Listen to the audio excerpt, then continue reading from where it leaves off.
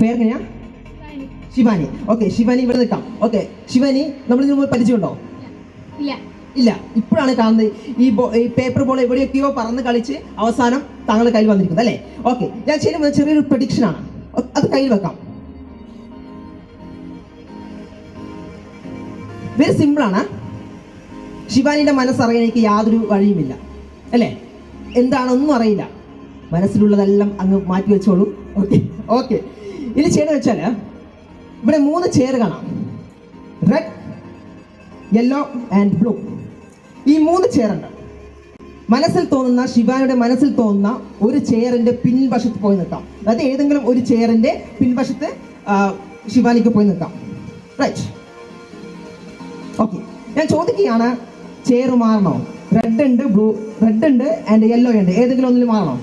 ഉറപ്പിച്ചു, തീരുമാനിച്ചു കഴിഞ്ഞാൽ തീരുമാനം തന്നെ അല്ലേ? ഓക്കെ, കയ്യിലിരിക്കുന്ന ആ പ്രഡിക്ഷൻ അവിടെ തന്നെ വെക്കാം. ഓക്കെ, ഇനി ചെയ്യേണ്ടത് 2 ചെയർ ബാലൻസ് ഉണ്ട്, റെഡ് ആൻഡ് യെല്ലോ. ശിവാനിയുടെ മനസ്സിൽ തോന്നുന്ന ഒരു ചെയറിലേക്ക് വന്നിരിക്കാം. റെഡ് ആൻഡ് യെല്ലോ, ഏതെങ്കിലും ഒരു ചെയറിലേക്ക് വന്നിരിക്കാം. ഓക്കെ, ഞാൻ വീണ്ടും ചോദിക്കുകയാണ്, അവിടെ ഒരു യെല്ലോ ചെയർ ബാക്കി ബാലൻസ് ഉണ്ട്, മാറിയിരിക്കണം. മാറിയിരിക്കുന്നില്ല, ഫിക്സ് ചെയ്തു. ഓക്കെ, റൈറ്റ്, മാറിയിരിക്കുന്നില്ലല്ലോ, ഇല്ല. അപ്പൊ ശിവാനി തീരുമാനിച്ചിരിക്കുകയാണ്. ഓക്കെ, ഞാൻ ബാക്കി വന്നതിൽ ഞാൻ ഇരിക്കുന്നു.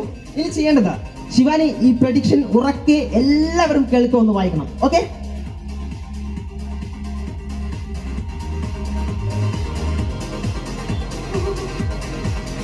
I am on red chair, you are on yellow chair and blue chair is empty. ഒന്നുകൂടി ഉറക്കെ വിളിച്ചു പറയാം, വായിക്കാം. I am on red chair, you are on yellow chair and blue chair is empty. Is correct? Correct? Thank you so much. Thank you.